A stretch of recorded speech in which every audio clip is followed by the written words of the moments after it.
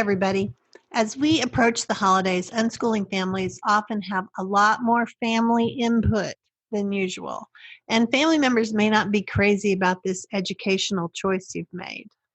But this week, I want to focus on helping you figure out how to cope with the criticism that may be coming your way. Whether you're meeting in person or through a Zoom call, we can sometimes feel like we're in the hot seat. Some people worry that being on a Zoom call for the family get together is going to make it harder. Questions will be directed at you about homeschooling, and there won't be any quick exit or distraction technique for you to use like you would if the get together was in person. But I think if we talk about it a little bit today, you can get calmer and realize you do have a lot of choices in where to go with this line of questioning. First of all, remember that you are an adult.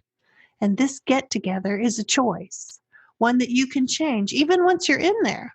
So breathe a little and let's get you some confidence. Next, it helps to know the answers to these questions.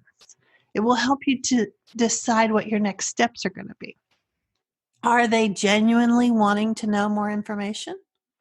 Are they open to learning more about how this can work? Or do they just want to say why they think this is a bad idea and they want you to reconsider? So I have a couple of quick answers that you can give. You can start with, we're doing an individualized experiential approach to learning backed up by all the latest research. I wouldn't necessarily dive into telling them it's called unschooling. Sometimes that becomes just a little too much for them. So it might help to say, we'll only do this as long as it keeps working. Or we're really enjoying our time together as a family. It's nice to have a break from all the stress out there these days. So if they're open to more information, offer to email it to them later. They may be curious for their own kids, or maybe they just want to understand what you're doing. Acknowledge their criticism or advice and change the subject. Often that's the easiest approach. You don't have to be the walking billboard for unschooling. You can simply tell them, interesting perspective. Or, interesting, I hadn't thought of that. Or, yes, we're watching for that all the time. Remember, you don't have to engage. You don't have to defend anything. You don't have to try to convince them you're right. You can simply sidestep the argument. You can stand firm in your beliefs and not even share your ideas with them. Brené Brown talks about only sharing your vulnerabilities with people who've earned the right to be one of your trusted people. And even though they're family, they may not really be in this inner circle of yours. That's okay too. So try to have an open mind.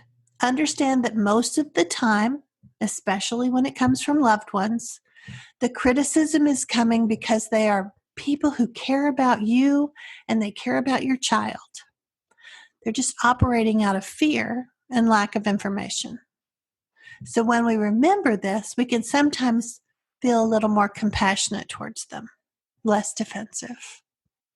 So the last things I want you to remember, 3 things. Ready? Number 1, you don't have to win them over.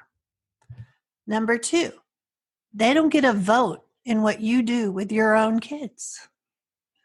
And number 3, there will be other opportunities for your families to reconnect.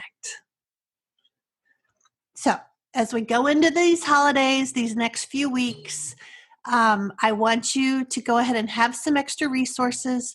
There's the Naysayers and Rude Relatives video over at YouTube. I have extra articles linked below. And of course, there's the unschooling guide for critics and naysayers. Okay, so I think you're all set. You're ready to face them. Let me know if there's anything I can do to help you out. And I will be back with you again next week. Take care.